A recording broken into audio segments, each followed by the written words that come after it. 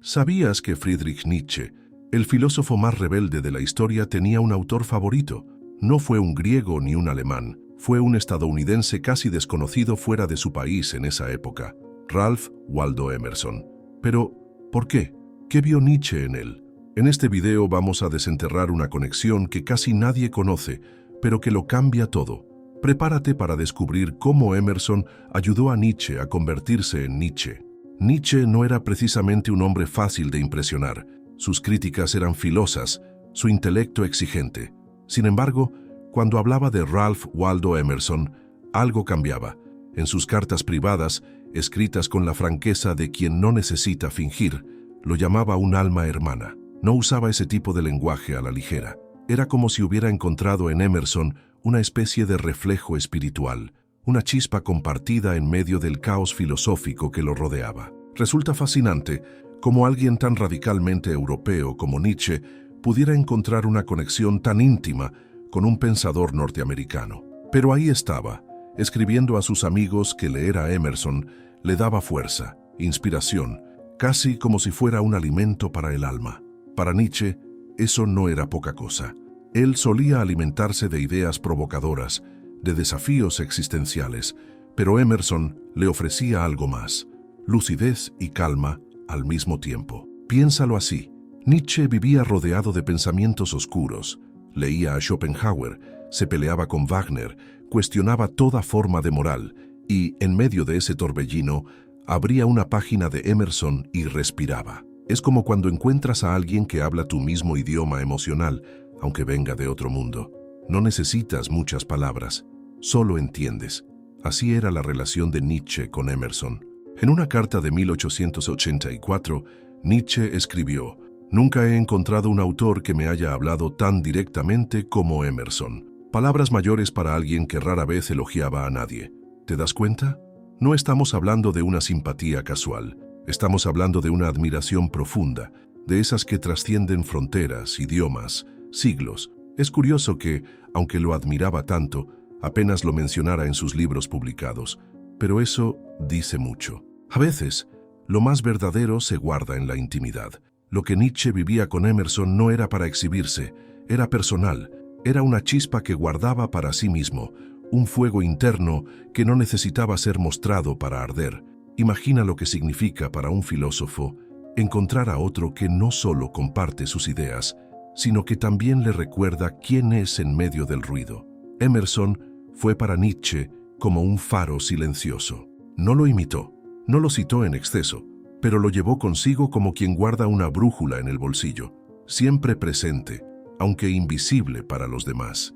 En este vínculo se esconde una lección poderosa. A veces no necesitas proclamar tus influencias para ser profundamente transformado por ellas.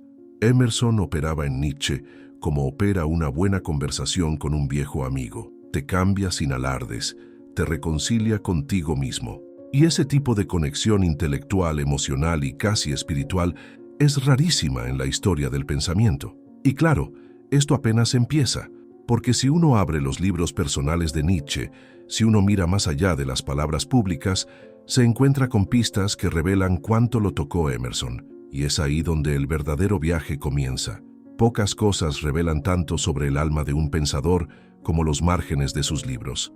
Nietzsche no era lector pasivo. Subrayaba, marcaba con signos de exclamación, escribía comentarios al vuelo. Cuando uno observa sus copias personales de los ensayos de Emerson, es como asomarse a su mente en tiempo real. Hay pasión en esos trazos, hay intensidad, casi urgencia, como si cada frase lo empujara a responder, a dialogar con el autor como si lo tuviera frente a frente. En especial, uno puede ver esto en su ejemplar de Essays de Emerson. Algunas líneas están doblemente subrayadas, acompañadas de exclamaciones. Nietzsche no hacía eso por costumbre. Lo hacía cuando algo lo sacudía. Un ejemplo, al lado de la frase «Trust thyself, every heart vibrates to that iron string», Nietzsche escribió una marca clara, como quien ha encontrado una verdad que ya conocía, pero no había podido nombrar. Esos momentos, aunque parezcan pequeños, son revelaciones. ¿Y qué nos dice esto? Que Nietzsche no solo leía a Emerson, lo vivía. Le dolía, le entusiasmaba, le abría grietas. Era como si las palabras del norteamericano encendieran zonas que otros filósofos apagaban. Cuando alguien como Nietzsche se detiene a rayar una página, es porque algo dentro de él se está moviendo. No lo hace por hábito, lo hace por necesidad. Emerson, entonces, era para él más que un autor, era un detonador. Piensa por un segundo en cómo leemos hoy. Pasamos páginas rápido, saltamos de idea en idea. Pero Nietzsche no era así. Él leía como quien desentierra. Y si uno mira los márgenes de sus libros, encuentra huellas de esa excavación. Emerson aparece como una veta luminosa en medio de los abismos que Nietzsche solía explorar. Esa luz no lo distraía, lo guiaba. Lo más hermoso de estas anotaciones es que muestran a un Nietzsche emocionado, incluso alegre. Hay entusiasmo en sus marcas, como si dijera, esto es. En un mundo filosófico muchas veces gobernado por la crítica, el cinismo o la duda constante, encontrar entusiasmo genuino es como encontrar agua en el desierto. Emerson le daba eso, claridad, dirección y sobre todo, impulso. En un margen, junto a una frase sobre la fuerza del individuo, Nietzsche puso simplemente, sí, esa sola palabra lo dice todo. No hay argumento, no hay explicación, hay identificación. Y eso, para un pensador como él, acostumbrado a cuestionarlo todo, es profundamente revelador. Emerson no era alguien a quien Nietzsche tuviera que desmenuzar, era alguien con quien podía simplemente asentir. Las anotaciones también reflejan que Emerson le hablaba en un plano más emocional que racional, y eso era inusual en Nietzsche. Pocas veces bajaba la guardia, pocas veces dejaba que un texto lo tocara sin interrogarlo, pero Emerson lograba colarse por rendijas más humanas. Lo conectaba con algo vital, algo que incluso los sistemas filosóficos más complejos no podían ofrecer: autenticidad. Y cuando uno entiende esto, se da cuenta de que la admiración de Nietzsche no era solo intelectual, era corporal, casi visceral. Las manos que subrayaban, los ojos que se detenían, el corazón que latía más rápido. Todo eso estaba ahí, en los márgenes, y esos márgenes, más que las páginas principales, nos cuentan una historia que sigue creciendo. Hablar de Nietzsche y alegría suena a primera vista como una contradicción. Después de todo, muchos lo imaginan como el filósofo de la voluntad de poder, del eterno retorno, de la crítica feroz a la moral. Pero aquí es donde Emerson entra en escena con una fuerza inesperada. Emerson, con su tono luminoso y su optimismo casi rebelde, le recordaba a Nietzsche que la filosofía no tenía que ser una marcha fúnebre, podía ser un canto. Y eso, para un pensador acostumbrado al drama de la existencia, era revolucionario. Mientras Schopenhauer pintaba la vida como sufrimiento y Carlyle la envolvía en una sombra de desesperanza, Emerson ofrecía otra ruta, una que no negaba el dolor, pero lo incluía dentro de un todo armónico. Nietzsche encontró en eso algo que iba más allá del pensamiento. Encontró una actitud, una forma de plantarse frente al mundo sin ceder al cinismo. Le llamó la alegría intelectual de Emerson y no lo hizo por cortesía, lo hizo con admiración genuina. Hay algo profundamente subversivo en encontrar alegría en medio del caos. Nietzsche lo entendía bien. No se trata de fingir que todo está bien, sino de afirmar la vida con todas sus contradicciones. Emerson no predicaba una felicidad vacía, hablaba de una confianza radical en la vida, incluso cuando duele. Eso encajaba perfecto con la noción nietzscheana de amor fati, el amor al destino. Ambos creían que lo que no se podía cambiar debía ser amado. Un ejemplo simple: mientras Schopenhauer decía que el mundo era una ilusión dolorosa de la voluntad, Emerson escribía que la vida es un experimento. Cuantos más experimentos hagas, mejor. Esa frase tan simple, tan directa, habría sido impensable para un pensador pesimista. Pero para Nietzsche, que ya estaba buscando una filosofía que afirmara la existencia, fue como una llave. Lo conectó con una forma de pensar que no se rendía. Esa ligereza profunda de Emerson fascinaba a Nietzsche. No era banal, pero tampoco se hundía en el lodo de la desesperación. Era como ver a alguien bailar sobre un campo minado, no por imprudente, sino por valiente. Nietzsche quería eso, lo necesitaba, porque aunque su pensamiento es duro, exigente y muchas veces sombrío, hay en él una búsqueda desesperada de sentido, de afirmación, de fuerza vital. Lo que Emerson le ofrecía era una confirmación. Sí, Se puede pensar con intensidad sin perder la sonrisa interior. Se puede ser crítico sin ser amargado. Se puede ser profundo sin caer en el pozo del nihilismo. Nietzsche lo sabía, pero Emerson lo encarnaba. Y ahí está la diferencia. No era solo teoría, era una postura ante la vida. Una postura que Nietzsche quiso absorber como quien bebe agua después de un largo viaje por el desierto. Cuando Nietzsche habla del espíritu dionisíaco, no está hablando solo de éxtasis y caos. También habla de una alegría vital que acepta todo lo que es. Emerson, sin proponérselo, vivía esa filosofía, y esa afinidad, aunque silenciosa, se volvió un puente entre ambos.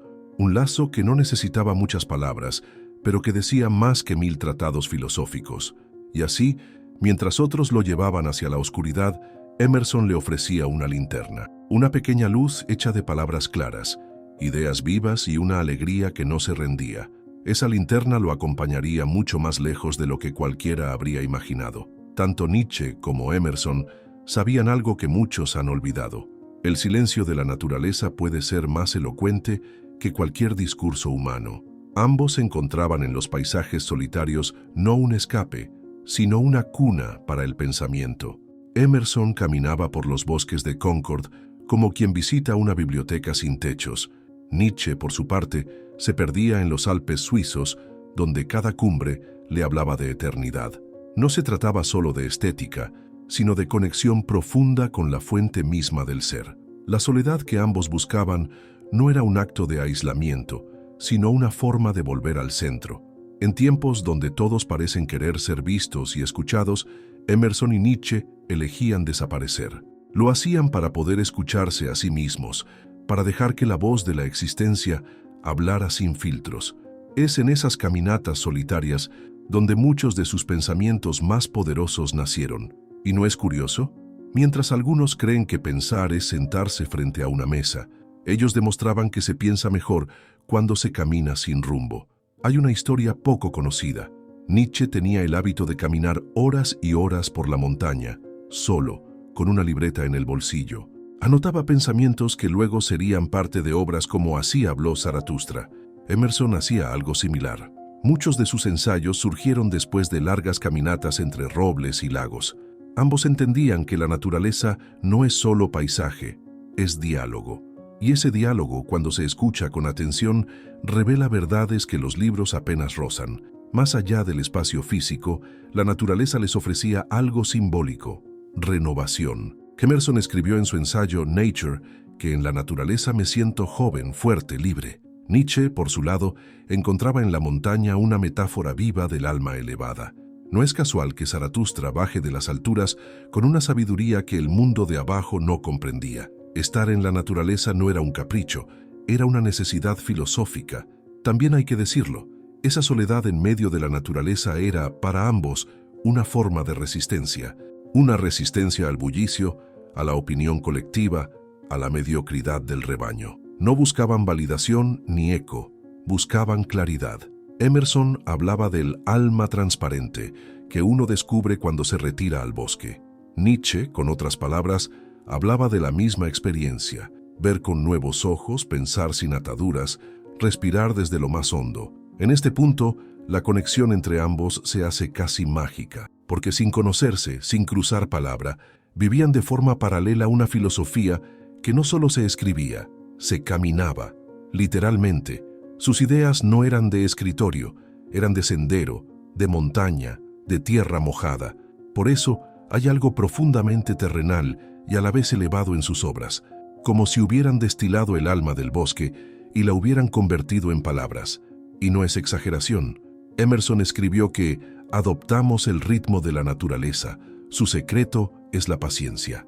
Nietzsche, aunque más vehemente, compartía esa sabiduría silenciosa, la paciencia de observar, de escuchar, de esperar la palabra justa. Ambos sabían que los grandes pensamientos no se fuerzan, se permiten, y la naturaleza era el único lugar donde eso era posible. Así que cuando uno lee a Emerson o a Nietzsche y siente que hay algo más que ideas, es eso, es el eco de un río, el crujir de las hojas, el viento entre las ramas.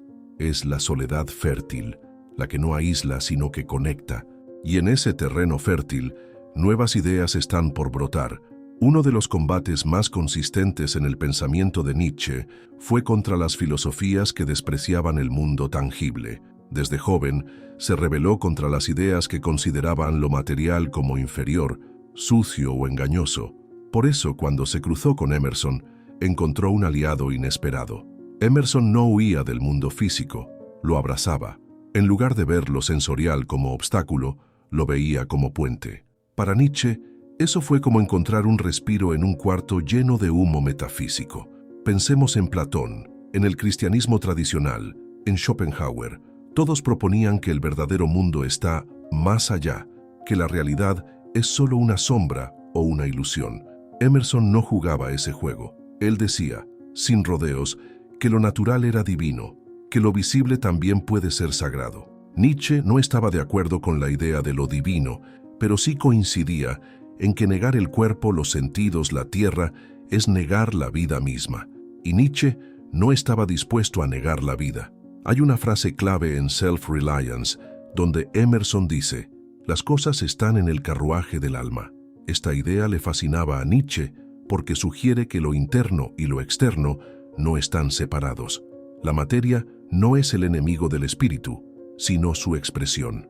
Es una forma de pensar que desmantela siglos de dualismo y permite una filosofía más integrada, más completa. Nietzsche no necesitaba que Emerson fuera idéntico a él. Le bastaba con que caminara en la misma dirección, y esa dirección era clara, dejar atrás el desprecio por el mundo concreto. Nietzsche lo decía a su manera, con provocación. El verdadero mundo ha terminado, queda el aparente. Emerson, con su tono sereno, ya había llegado a esa conclusión desde otro ángulo. Ambos rechazaban la idea de que hay que sufrir para merecer, de que lo real está escondido tras un velo. Para ellos, la verdad no se escondía, brillaba en el presente, en lo que se puede tocar, ver, oler. Nietzsche criticaba a los que decían que el cuerpo es una cárcel. Para él el cuerpo era sabiduría pura. Emerson, aunque más poético, no pensaba distinto. Hablaba del cuerpo como una manifestación natural de lo eterno. Esa coincidencia no es menor. En un mundo donde tantos pensadores huían del aquí y ahora, ellos dos se atrevían a decir, este mundo basta. Este mundo, con todo su desorden, su belleza y su dolor, es suficiente. Hay algo profundamente valiente en esa postura. Aceptar lo material, lo terrenal, no es resignarse, es afirmarlo, es decir sí a lo que otros rechazan. Nietzsche veía en Emerson a un pensador que no necesitaba negar el placer ni el sufrimiento para pensar con profundidad. Al contrario, lo integraba todo. Y esa capacidad de integrar sin mutilar, de abrazar sin excluir, era algo que Nietzsche respetaba profundamente. Podemos imaginar a Nietzsche leyendo los ensayos de Emerson con una sonrisa tensa. Finalmente, alguien que no lo empujaba hacia el más allá, sino que lo traía de vuelta al aquí, al presente, a la tierra. Emerson no ofrecía una redención mística, sino una afirmación radical del mundo tal como es.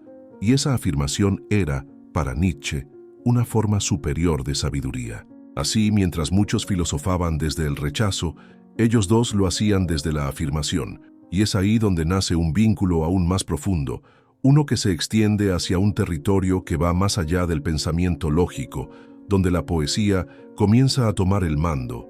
Nietzsche no quería ser solo un filósofo. Desde temprano sintió que la filosofía, sin arte, se seca. Por eso su escritura está llena de metáforas, imágenes, ritmos. No es casualidad que su obra más poderosa, Así habló Zaratustra, sea prácticamente un poema en prosa. Emerson, por su parte, tampoco se limitaba a las ideas, las hacía cantar. Escribía como quien respira belleza. No solo pensaba, evocaba, y Nietzsche lo vio claramente. En Emerson vivía esa figura híbrida que tanto valoraba, el filósofo poeta. En el fondo, ambos creían que hay cosas que no se pueden decir con lógica. Algunas verdades, las más profundas, se sienten antes de entenderse. Y ahí entra la poesía. Emerson decía que el poeta es el hombre completo.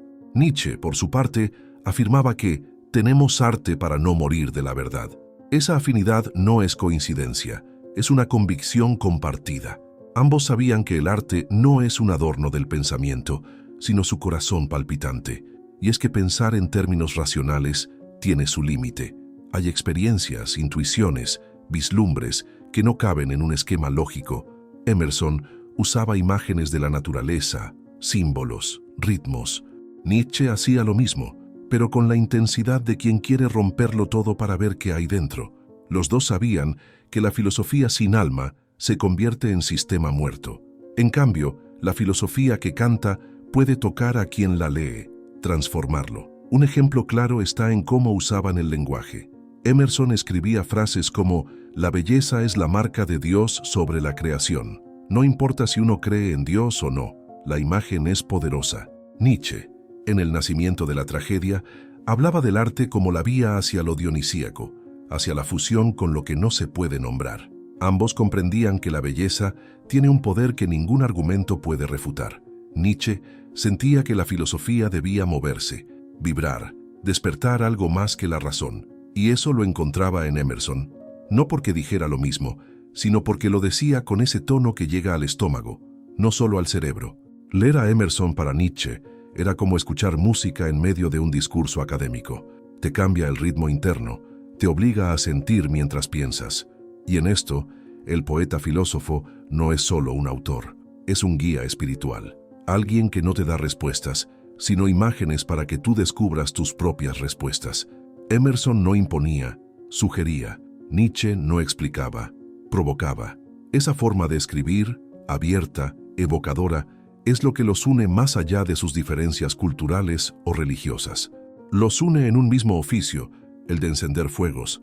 Ambos sabían que el pensamiento que transforma no se impone desde arriba, sino que se despierta desde adentro. Y por eso, no es casual que tantos de sus lectores se sientan inspirados en lugar de simplemente informados. Leerlos no es una tarea académica, es una experiencia, porque en cada línea hay un eco de poesía, una chispa de algo que no se puede atrapar del todo, pero que se siente real.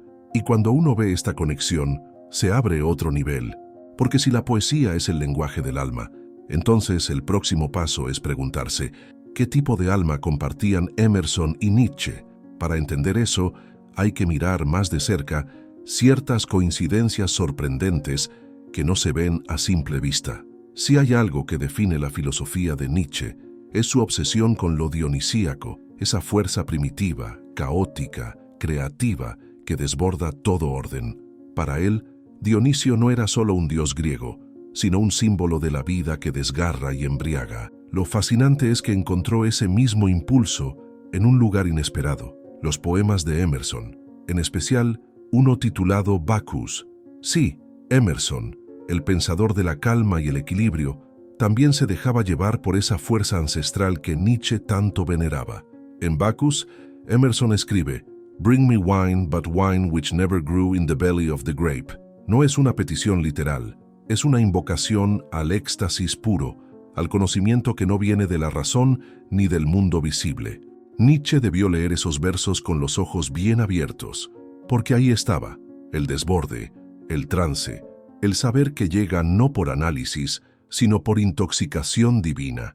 Eso, para Nietzsche, era poesía filosófica en su estado más puro.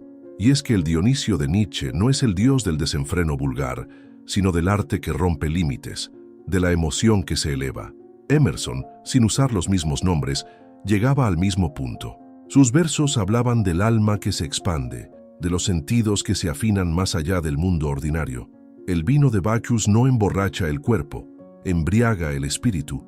Nietzsche entendía ese lenguaje porque él también hablaba así cuando dejaba atrás la lógica fría. Lo más poderoso es que Emerson, desde su estilo más sobrio, también sabía entrar en esos estados alterados de conciencia donde el yo se disuelve.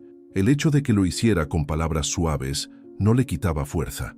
Al contrario, para Nietzsche, que tanto desconfiaba de las fórmulas rígidas, encontrar a un poeta que invocaba lo dionisíaco sin necesidad de gritar era un descubrimiento valioso. Era la confirmación de que lo profundo no siempre necesita ruido. También es importante ver cómo ambos usaban el mito no como adorno, sino como herramienta para acceder a lo sagrado sin religión. Emerson no hablaba de Dionisio como un creyente, sino como un símbolo vivo. Nietzsche hacía lo mismo. En tiempos donde la ciencia quería explicar todo, ellos preferían lo misterioso, lo simbólico, lo que no se deja atrapar, porque hay verdades que no caben en un laboratorio, pero sí en un poema.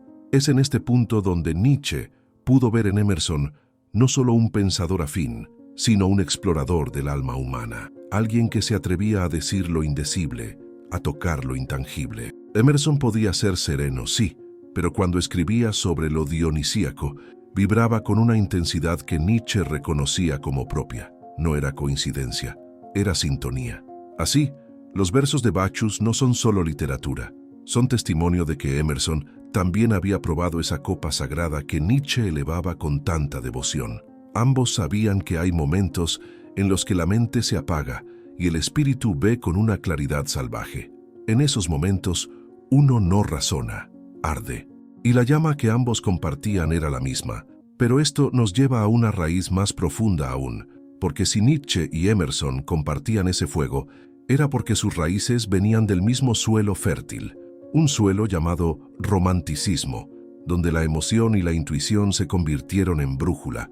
Aunque Nietzsche suele ser visto como un espíritu solitario y Emerson como un sabio tranquilo, ambos nacen del mismo árbol filosófico, el romanticismo.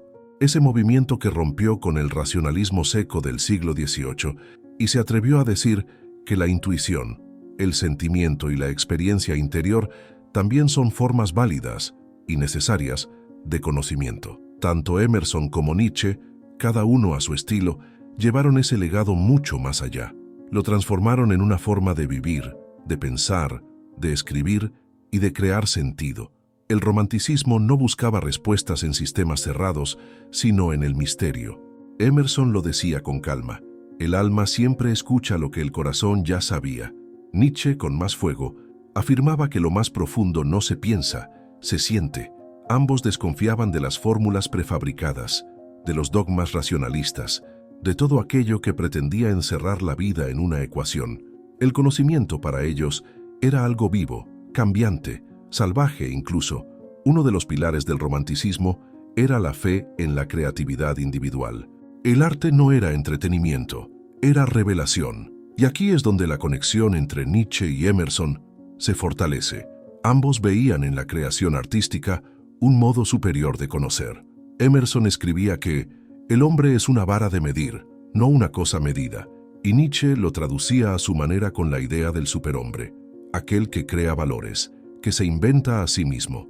En ambos, la figura del artista y del filósofo se entrelazan. También compartían el impulso de mirar hacia adentro para entender el mundo. El romanticismo enseñó que el universo exterior no tiene sentido sin una exploración profunda del universo interior. Emerson llamaba a esto la profundidad del yo. Nietzsche, aunque con otro lenguaje, empujaba hacia esa misma dirección: conocerse a uno mismo no para controlarse, sino para liberarse, para sacudir la máscara que la sociedad impone y escuchar, por fin, la voz auténtica del ser. No debemos olvidar que el romanticismo también rescató el valor de lo trágico.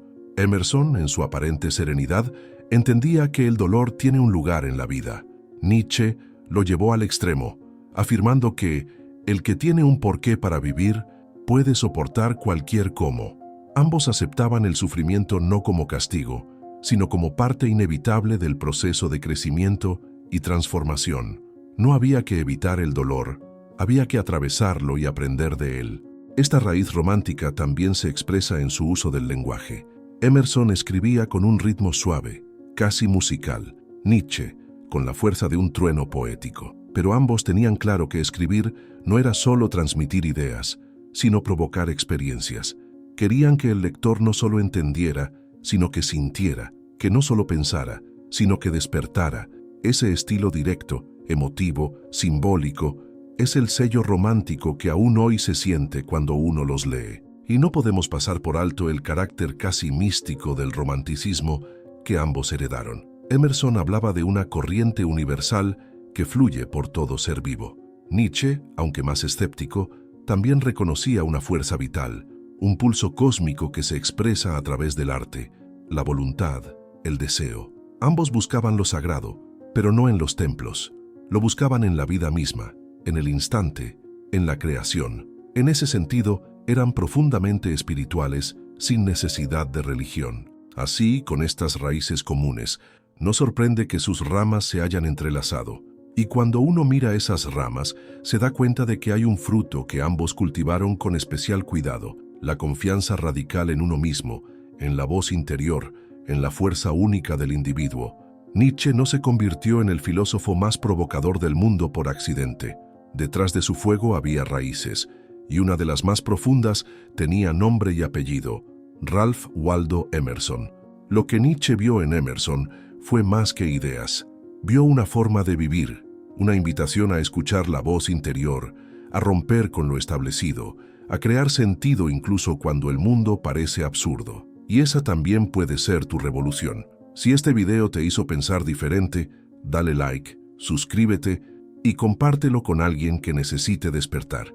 Y dime en los comentarios, ¿cuál de estas ideas te tocó más? Nos vemos en el próximo viaje.